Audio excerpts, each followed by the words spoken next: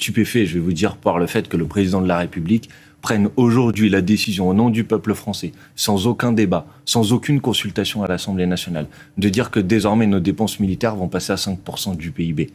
5% du PIB, c'est une augmentation du budget de la défense en France équivalent à peu près à 100 milliards. Ça sera dans des budgets. Ça sera dans des budgets. Attendez. Non, mais vous dites sans aucun débat. Pour l'instant, il a pris un engagement. D'accord, mais ça sera dans des budgets tous les ans que vous serez appelé à voter. Attendez.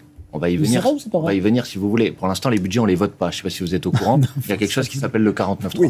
Donc, me dites pas qu'il va y avoir une démocratie parlementaire parfaite sur ce sujet. Emmanuel Macron vient de dire la France va consacrer 5% de son budget, 5% de son PIB, d'ici 2035. De défense. D'accord. Par an. C'est-à-dire augmenter les dépenses militaires en France de 100 milliards d'euros. C'est 2 fois le budget de l'éducation nationale. À horizon 2035, qu'on dépense 2 fois plus, c'est-à-dire 2 fois le budget de l'éducation nationale. Mais qui sont, il est vrai, des dépenses énormes. Non mais premièrement. Deuxièmement, il ne le fait pas parce qu'on aurait estimé que nos besoins sont de X% du PIB ou de Y% du PIB.